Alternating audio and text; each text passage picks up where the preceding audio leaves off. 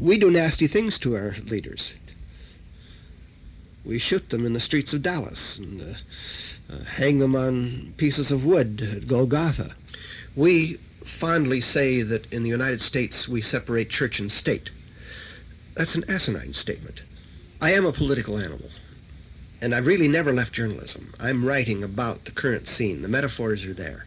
I'm writing about the political ecology, the religious ecology, the social ecology, and the physical ecology of our world. And I think you do not separate any one part of this from the others. You don't separate mind and body and understand the human being.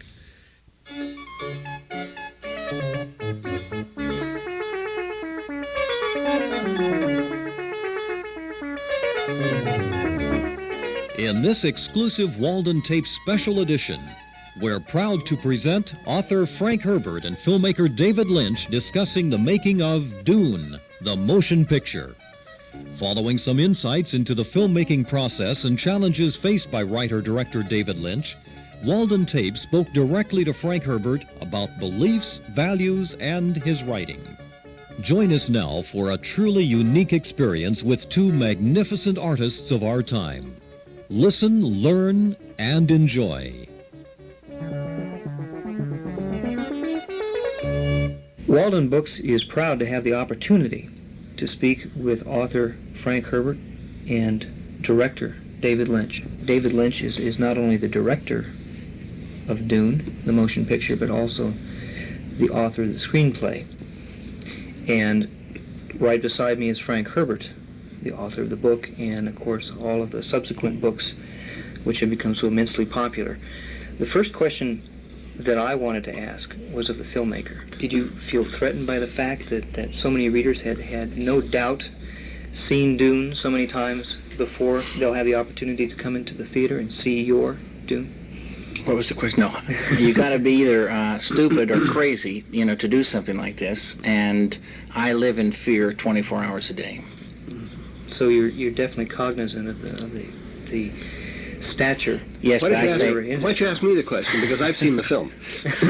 No, somebody has to do it, right? Yeah. And someone had to do it. And the day I finished reading the book, I met with Dino in his office, and I was so high from finishing the book, so thrilled with what I'd read. I signed on, and I didn't really know it was going to be 3.5 of this type of a year. Mm-hmm. But I'll let Frank tell you what he thinks. Dino De Laurentiis came to you, or brought you to Dune, the project, before you were even really I'd never even heard the word Dune. He thought it was June. I thought he said June. Well, I do want to ask Frank the question about the film, what he thinks of it, and that's kind of a loaded question because Frank is a filmmaker himself, something I didn't know until today. So you're not working with someone who's not aware of your documentaries, but different thing. You're aware of the process. Oh yeah, of the visual medium, and you're happy with the film. Well, I get asked a specific question a lot of times. If the settings, the scenes that I saw in David's film match my original imagination, the things that I projected in my imagination, and I must tell you that some of them do, precisely. Some of them don't, and some of them are better. Which is what you would expect of artists such as David and Tony Masters. And I'm delighted with that. I mean, why not take it and improve on it visually? As far as I'm concerned, the film is a visual feast. I would love to have some of the scenes as stills to frame and have around me. They're beautiful. So you feel there was a synergy between the two of you, the director, the screenwriter, and the actual creator of the concept? Synergy? You mean the sum is more than the parts? That's right. That something better came out of the two of you working together. I think so. What was Frank's participation? I'm asking David this question. Well, I'm in the process of the film. I signed on to do Dune, and so I always when I was working on The Elephant Man, worked with, Christopher DeVore and Eric Bergman, and we tried to be true to the essence of, the Elephant Man. And in Dune, I tried to be true to the essence of Frank's, book, and which is not an easy thing, because there's so many different lines and so many different little things swimming about. It's picking and choosing and condensing and, all sorts of things. But so Frank's contribution was, the book and his support from day one all the way through to now. And he's always available, for, questions, and he's read almost every, draft. I did 7 drafts. And he's, allowed me to, do my thing, and his book is packed full with, these, what I call seed ideas. There's the big ideas, but there's so many little seed ideas, and those he let me, sprout and run with, and that was the thrill for me, because there are things in the movie that were sparked, by Frank, but they were allowed to, to grow out, and and I think it would be neat for people who have read the book. They'll see a difference, but it's true to the essence of Frank's ideas. The film begins as the book begins, and it ends essentially as the book ends. And I hear my dialogue all the way through it. Not just my dialogue, but there's lots of other dialogue.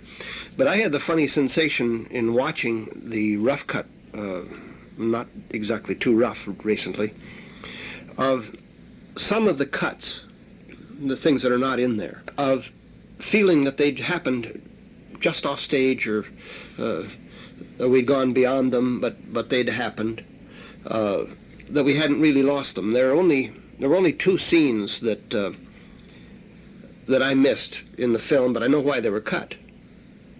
And they were pets of mine, and you shouldn't have any pets when you're doing a screenplay. No, they were pets of mine too, but I know which scenes they are. But those are the things that that's the trouble. The film right now is 2 hours and 20 minutes, and it rolls along gangbusters. But certain scenes that Frank and I both liked,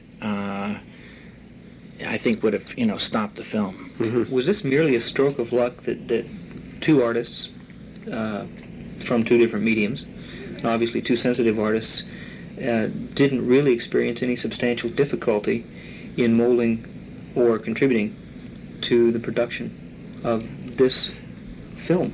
On my part, I consider it pretty lucky. Yeah. Because I think it's the lucky license too. you got. Did you expect the license that Frank gave you? With Well, when I met Frank, 3.5 years ago, when I first signed on, and I didn't know who or what I was going to be meeting. I'd seen his picture of this, bearded, guy on his books, right? Guru. Yeah, and but it's turned out to be like, Frank is an idea man. And they're the best kind of, people in my book and around. And ideas are, everybody, feeds off them, but very few people, can catch them. And they're out there, but they're so elusive, and you have to, be kind of sneaky and sneak up on them and to capture them. And Frank captures these, fantastic ideas, and I really, respect that. Frank, you're obviously satisfied with the result. Yes, you very said much so many times. But the funny thing happened. Dino called me. I didn't know David from Adams off Ox, and he called me and he said that he had hired David Lynch to direct the film of Dune, and this was after a couple of. Well, I think they would have been disasters, but and David knows why. So I said, David who? And he said, David Lynch. He said, Elephant Man. And I hadn't seen Elephant Man. So I went out and got a tape of it and played it on my video. And I had this funny gut sensation. We had the guy who could do it. When you're doing a film, you're from the written word, you're translating into a different language. It's as though you were translating from English to Swahili. The visual language is a different language. And there was such subtlety and such beauty in The Elephant Man. I've seen it now about 8 times, I think, and I get something new out of it each time. Something peripheral or something right in the mainstream that was done visually as a visual metaphor. I've never told David this, but this is true. This is what happened to me. I had this gut sensation. I thought, we've got him. The guy who can do it. I'm glad we're having this talk. David, did you, as a filmmaker, I think by anyone's estimation, Dune was written very visually.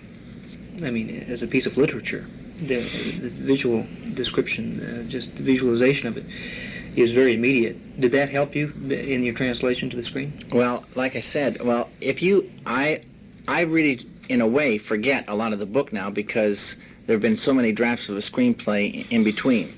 But some things, I really think, in your mind, you think that Frank, described things. But when you go searching, some things are described, of course, but a lot of things are left to, your imagination, even in the book. And that was deliberate, I might add. And you get a feeling, and then your mind takes over from there. And so when a lot of times we'll go searching for descriptions of things, they weren't there. Or I realized that I was picturing something, and I was, falling in love with, what I was picturing. And so, like I said, Frank allowed me to, to go with, my interpretation in how things looked. And because of that, I was able to, my interpretation was one thing. And then I started working with Tony, and we went through 2 or 3 different steps into sort of the stratosphere of, interpretation, and we got clicking on 4 really nifty different worlds and the look of each one. So the motion picture is truly an entity unto itself. Yeah. If you love the book, you'll love the motion picture even more because it takes on a new dimension. I can see how everyone who reads the book is going to interpret it, and their interpretation is not mine. But I have to, it has to go through me as the director's like, I always say like a filter, and things pass through me, and it's not going to be other people's interpretation. Some people may love it, and some people say it's not what they pictured and they would be disappointed. That's the way it is. Again, the book being so visual, some people, anyone who's read it has been there before. Exactly. Yeah. What about the tools that you had to employ as a filmmaker, especially a modern filmmaker in this day and age? What did you do? What did you have fun with? Every technique known to filmmaking has been used on this picture. Except for stop motion, strangely enough, but every other kind of thing. And so I've learned a tremendous amount of, technical things. We've built over about 80 sets in what amounted to 16 sound stages down in Mexico. We've traveled all over the world, Rafael and I, Rafael de Laurentiis is a producer. First looking for locations and finally going to Mexico. I've seen actors, for this picture all over the world, and people in this film are from all over the world. The crew is from all over the world. At one point, there was 1,700 people on the crew, and that's a huge amount of people. And sometimes I'd turn around on the set, there'd be 600 people. They're not extras, crew people or visitors or camera crews or whatever, on the set. So it's been a strange experience, but a huge, fantastic experience. What are some of the techniques? Go ahead. I want to add a little bit to this. A very strange thing happened at the wrap party down in Mexico. At least a dozen of the actors and actresses who were in it came up to me and said individually more or less the same thing, that they were sorry it was over, they had such a good time. So it wasn't necessarily a grueling experience that drove everyone insane. No, we were really together. It was a great experience, and we were in a foreign world. We were in Mexico City, which is I will always feel the perfect place to make Dune, because Dune is a foreign world, and 4 foreign worlds. And if I was making it in Arizona, it would be too normal. Mexico City was just the right atmosphere and right mood to kind of it was to help your mind get out there, into Dune. There was a certain kind of rapport between the producer and director. We had our disagreements, but they weren't major disagreements. They weren't shouting disagreements or anything like that. If you could explain your point, people listened to you. The only time that I objected to something that was going to be done, David and Rafaela and everybody else listened to me, and they didn't do the thing that I didn't want done. Can't remember what it was. You weren't going to kill off. Oh, yes, that's right. Yes, yeah. Yeah, it's the only thing I ever objected Yeah, right, to. exactly, yeah. Did he kill them off then? No.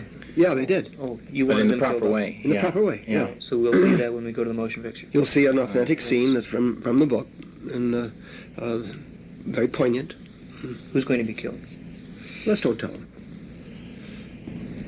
So there are 2 more Dune projects, potential Dune projects already In the already works. in the works. I've started writing on the script on Dune 2, and it needs a lot more work, and then I'll show it to Frank and see what he thinks. He'll be a tough audience, I think. Tougher than hell. Now, you didn't. It's interesting that Frank didn't do the screenplays for Dune. Why did that happen? Well, I did a screenplay, and it was awful. I never read Frank's script. I don't believe it was awful. I don't know, It was too long. It lacked the proper visual metaphors. I was too close to the book to be able to see it as a film. David didn't have that problem. Working on this film with David has taught me one great deal about taking the printed word, a screenplay, and making it into a film. Now I feel competent to do a screenplay. I don't know if I could do a screenplay of one of my own books, but, well, yes, I can. I'm doing it.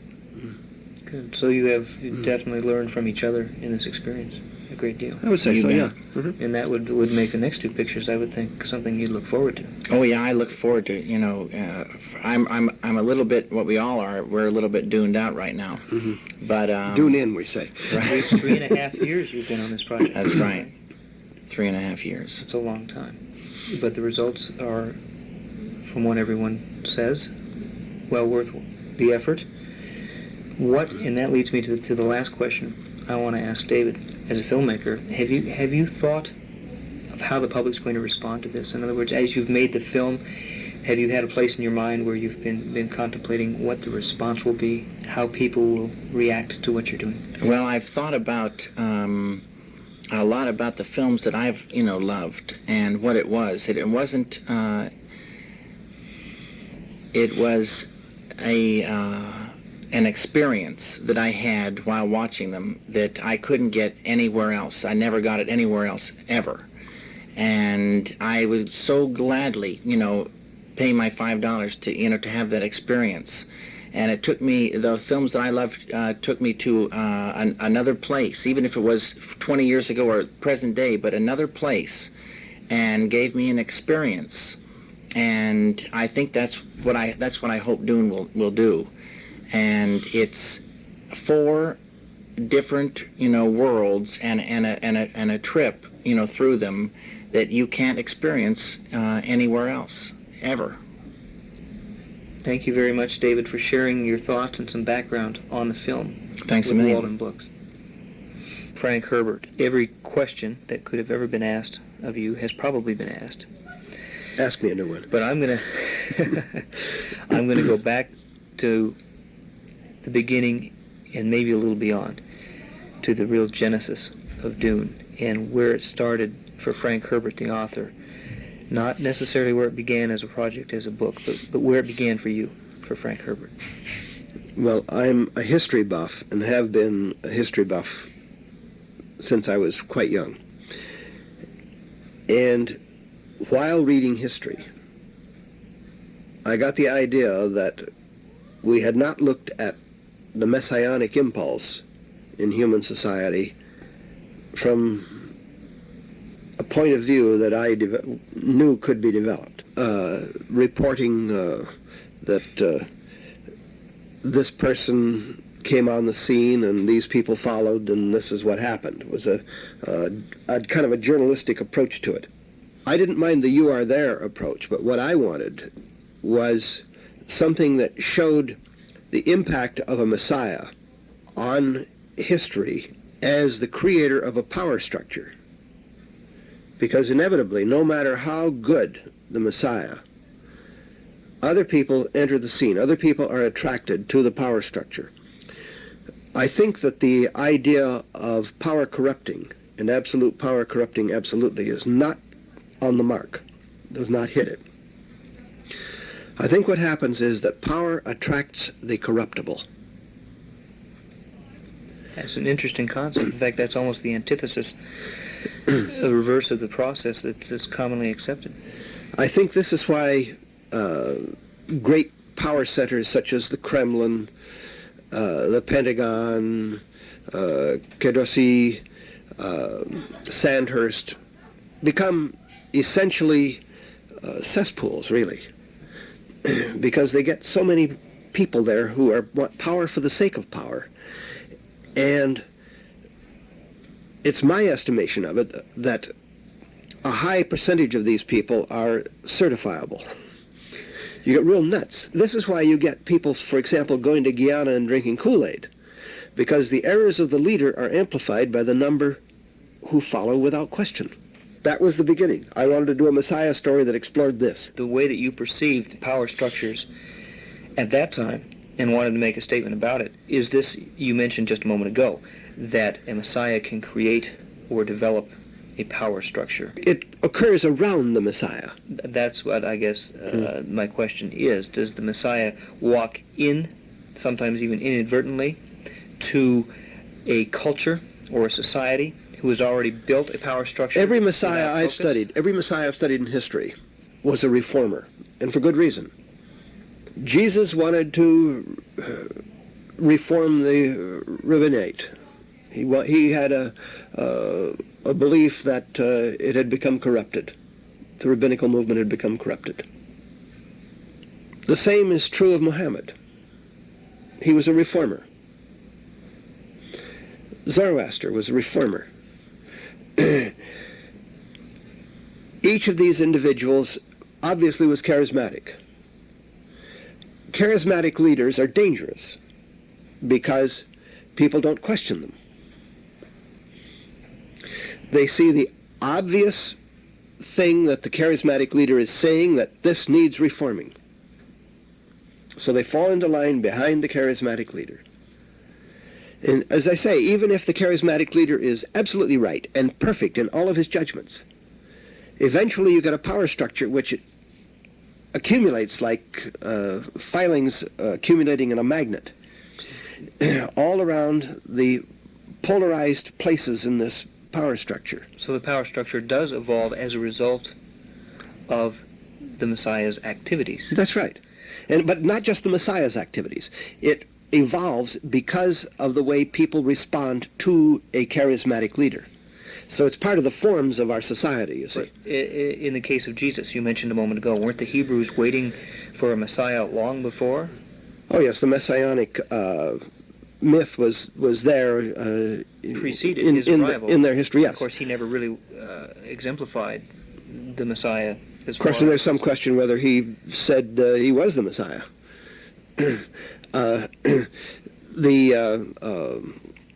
Buddha was a reformer. See, and Jesus was a reformer. In each instance, you have an individual on the scene, a charismatic leader, who sees something that needs fixing. There's a repair job necessary. Something that's obvious to everyone. Yes, and a lot of people say, yes, you're absolutely right, Mr. Charismatic Leader, and we will follow you. There's a broad truth to anything that's said, so it's easy to follow. And then you get a movement going. This is sequential. These things happen But they don't happen just because of the charismatic leader. They happen because the society picks up on it. But the society had created a need or a void for a charismatic leader before that individual arrived? Something had occurred in the society that the charismatic leader latches onto. Now, please turn the cassette over to continue. The stage is set prior to the Messiah's arrival. That's right. Do societies truly create the Messiahs from within? Oh, I think so. Mm-hmm. I think that we kind of create a vortex into which the Messiah is sucked. People ask me if I'm starting a cult, and I'd avoid that like the plague. I don't want to be a cult leader. I'm not your guru. You be your own guru. Is that why you shaved your beard? This is the new Frank Herbert. We do nasty things to our leaders. We shoot them in the streets of Dallas and hang them on pieces of wood at Golgotha. The whole structural form out of which charismatic leaders evolve, that's the thing that I was addressing. But the process starts, and you were referring a moment ago to what happens next. Yeah. The leader evolves, the leader emerges, and then things begin to happen. Well, remember that Dune, Dune Messiah, and Children of Dune were one book in my head. Mm-hmm. And Dune Messiah was a pivotal book which turns over the whole picture, changes your view of history. This is why a lot of people had trouble with it, you see. Because I had created a charismatic leader, you would follow Paul for all of the right reasons. He was honest, trustworthy, loyal to his people, up to the point of giving his life for them if they wanted it. And the response to him? The response to him was to follow him slavishly, to not question him. I think, for example, that John Kennedy was the most dangerous president we've had in recent years. Not because I think the man was evil. I think he was a great guy, and I'd have enjoyed drinking with him and playing cards with him. But because people did not question him. So you are obviously a proponent of questioning authority. Oh, absolutely. Do you consider yourself an iconoclast? Indeed. With the relationship between the Messiah and the followers, again, I want to go back to the process. It all begins well, and it all seems very good. Sweetness and light. And then something happens, or something begins to evolve. A new structure evolves, and people take it over. Other people get into the act. So they drain power away from the Messiah. Of course. After they... It is delegated. And how does that happen? It happens out of a structural force that is in the society. And I think one of the best examples we have of that in recent times that we can look at with a certain degree of historical clarity is what happened in the Soviet Union. The October Revolution had real evils to address. The Tsarist regime was one of the most evil regimes that this world has ever seen. The oppression was obvious? Yeah. Marx and the others came in and filled that into that vortex and took it over. Now, what has evolved out of that? They have evolved a bureaucratic aristocracy, which is almost a precise copy of the Tsarist regime. And this might have contributed to the fall of Nikita Khrushchev. He was the last singular identity as a human being that I recall in the Soviet Union. Since then, the power has filtered down, broadened, and diffused. So that is the process that will take place in any similar situation. I think so. I think. Well, I don't think it's human nature. Human nature is involved in it, of course, but I think it is an essential part of the forms that people develop and call government. Which they create for themselves. Yeah. It's a kind of an evolutionary process, I believe, that has come out of tribal forms. A feudatory is a tribe. So we have this marvelous historical example. It's happened in our lifetimes in the Soviet Union. We have seen them reconstitute the Tsarist regime. Without an individual on which to focus. But all of the bureaucracy is there, you see. Even with some of the same names, same titles, I mean. So Paul, in Dune, is caught in this kind of a vortex. Now, did Paul come to a society seeking that Messiah? He came to a society that was prepared to welcome a Messiah. So his reception was favorable. Oh, yes. And he was launched not only on his own initiative and ambition, if he had that The much necessities initiative and of ambition, his decision-making were obvious. and the society lifted him quite willingly to where he ended up. That's correct. Everything else that you created, you were described once, I know, as a world maker. Let me rephrase that. Maybe a world dreamer. You obviously had to create this world of Dune. It began with Paul. It began with this messianic impulse, the study, the interest that you had as an individual, as a writer, and then the rest. How did it grow outward from that? The first thing you have to do is to create the Messiah, the charismatic leader that people will follow for all of the correct reasons. They can justify everything they do to follow him, and you accept it as a reader. Then we have Dune Messiah, which is the evolution of the power structure, and how devolution begins to set in. And you get the cynicism arising. And you get a turnover of things that were good in Dune that now you get a different look at. You look at them from a different angle. Does the You get the perspective prescience. change? Well, yes, the perspective does change. The angle of view changes. Prescience, which figures so prominently in Dune. And I'm talking to a society which believes that prediction is a great thing. But if I were to give you an absolute prediction, John, of everything that's going to happen to you from this moment till the moment of your death, your whole life would be instant replay and an utter bore. And yet that's your role. Yeah, but that's the thing people think they want. But what they really want is they want to know what U.S. Steel is going to do on the big board next week. And will she or won't she? And give me a couple of winners at Hialeah while you're at it, you see. But isn't it this tremendous response that you've received from your writing based upon that eagerness, people wanting to know, people wanting a window to the future? Oh, yes. But you see, it's the future that is in question. The value of surprise gets thrown out the window if you believe in absolute prescience. Now you've created a future, as we Yeah. said. You're a world maker, a world dreamer. Why did you create Dune? Why that planet? Why such an arid, lifeless place? Well, it's a testing place, for one thing. And all of the great religions that we know about came out of the wilderness. So I created a kind of an amplified wilderness. How much of this then, of your work, of your writing, of all the writing that you've done, the science fiction writing that you've done, how much of that is a reflection of you and your beliefs as you perceive this planet and our social structures? Well, I think we have to reform our social structures. I really do. And I have certain metaphors in the Dune books that I deliberately chose to shape people's view of the forms. For example, the worms.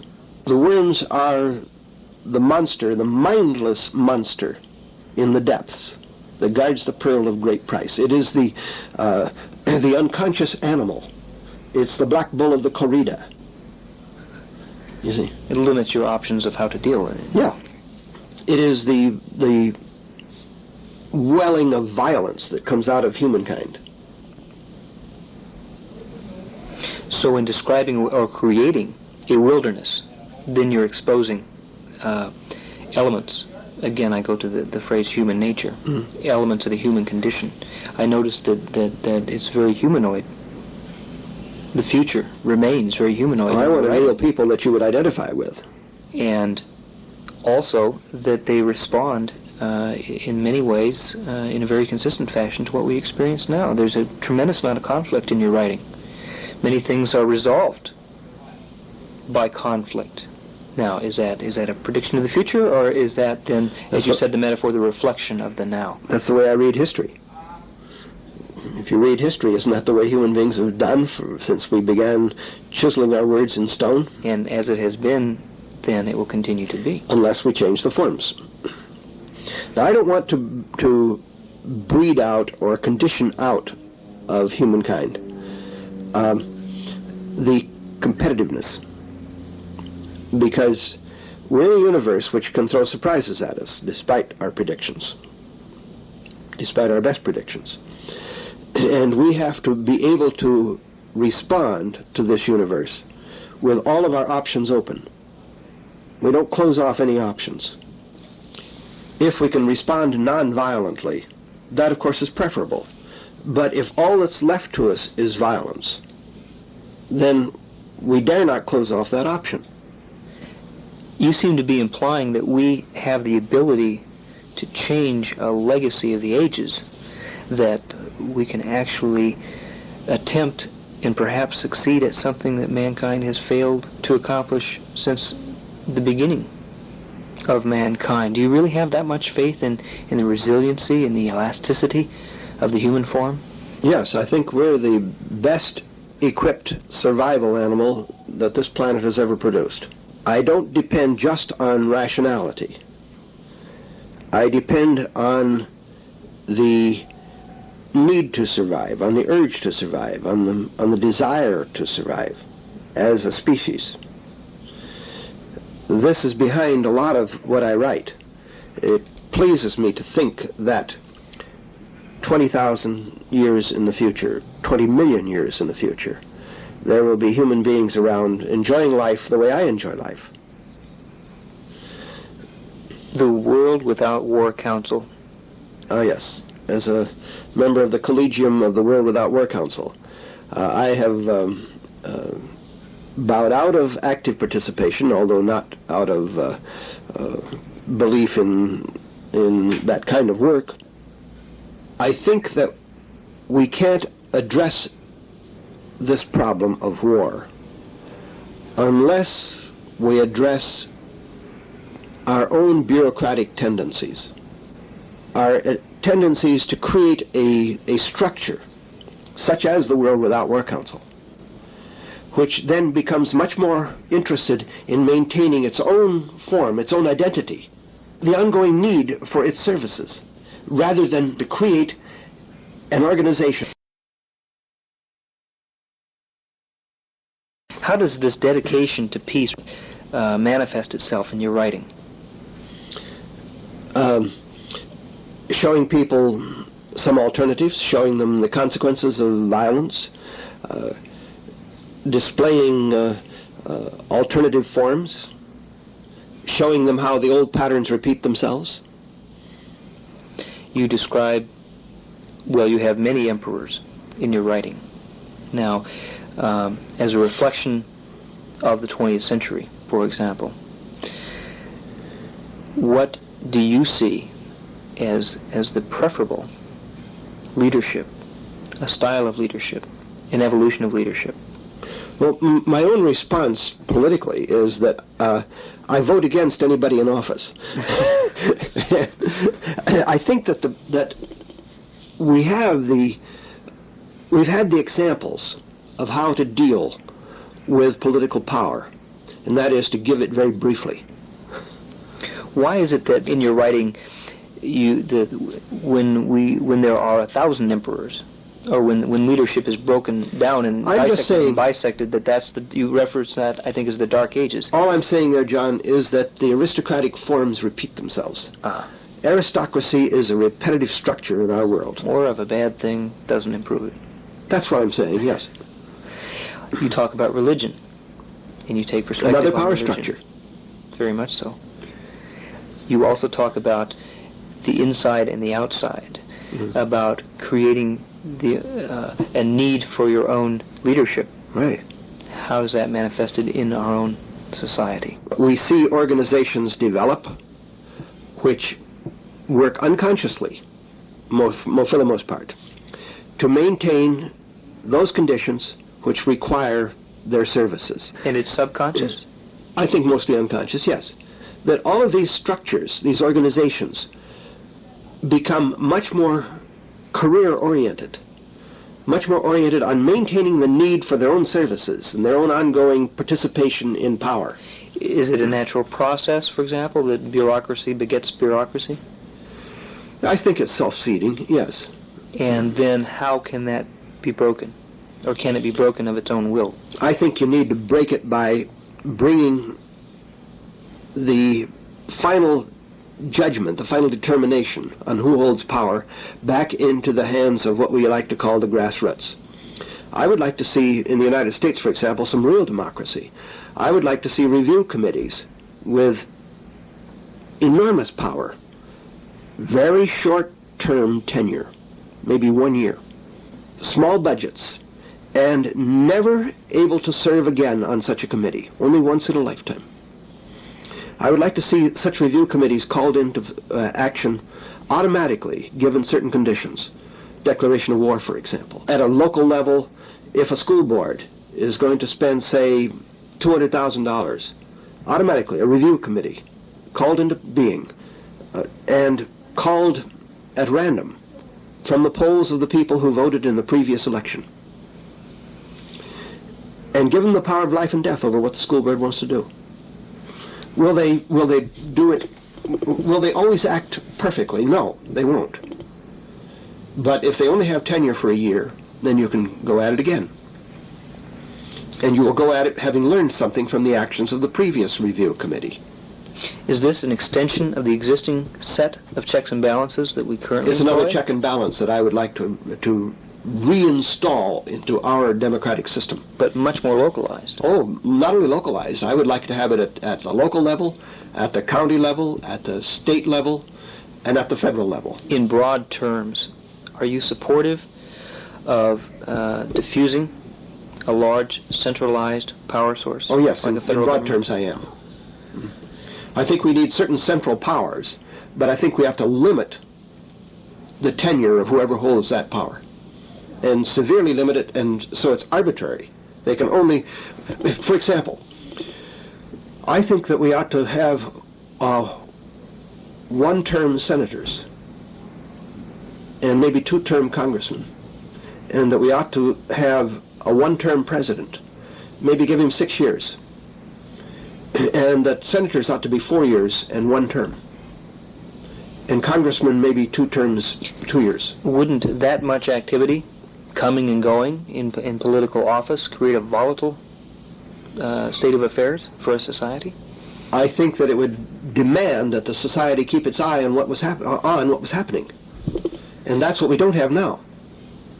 In Dune, going back to the book, going back to how that is reflected in your writing, you have, of course, the tribal The Fremen. entity, the Fremen, responding as a tribe, responding primitively. But quite sophisticatedly, too. What effect would your suggestions have on a society? It would obviously not tend to become more primitive and more basic in its decision making. It would have to become much more enlightened, I would think. We have to be much more aware of what's going on. I had a senior bureaucrat in the school system in the state of Washington when I expounded this idea to him. He said, "You think some damned housewife could understand the complexities of what the school board has to do?" And my response immediately is, yes, you bet I think a housewife would understand them. She would understand these things out of necessity. I think if you throw the responsibility, the full responsibility onto people, they rise to the occasion. Back to Frank Herbert as the writer, obviously very politically aware and tremendously sensitive to political and social issues.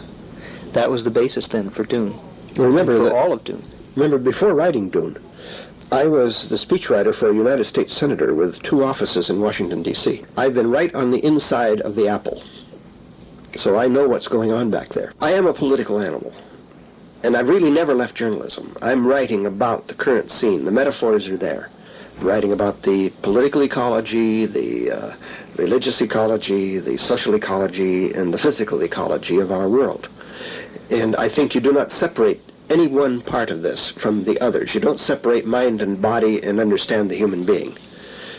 And therefore you don't separate any of these elements and understand what's going on in our world. We fondly say that in the United States we separate church and state. That's an asinine statement. There's nothing more emotional than religion. Nothing more emotionally demanding than religion. Because it is the promise of survival. You can't take that out of politics. You get heated emotions aroused. I am a political animal, and that's what I'm writing about. I'm writing about the economic ecology, the politics of all of these things that influence our lives. The response that you get to your writing, the way people mirror your writing back to you, is it satisfactory? Oh yes, people are thinking and asking interesting questions because of what I write. You're impacting then your readers the way you want to. Oh yes. And you continue to. I hope so. And you have a new book in the spring called Chapter House, Dune. That's right. Where is that going to take It's the us? 6th Dune book, and it begins with a Bene Gesserit planet which is being converted into another Dune, and goes from there. Thank you very much, Frank Herbert, for sharing your thoughts on Dune, your writings, and sharing your thoughts on our world with Waldenbooks. We wish you the best of luck with the motion picture, Dune, soon to be released, and look forward to Chapter House, Dune. We hope you've enjoyed getting to know Frank Herbert a little more closely. Watch for Dune, the motion picture from Universal and Dino De Laurentiis. And enjoy all of Frank Herbert's books available in Walden bookstores. We want to invite you to send us your comments and suggestions for other programs you'd like to hear. In return for writing us, we'll send you our latest catalog listing all of our materials. Send your comments to Listen and Learn, Post Office Box 1084, Stamford, Connecticut 06904. Thanks for listening. We'd be happy to listen to you, too.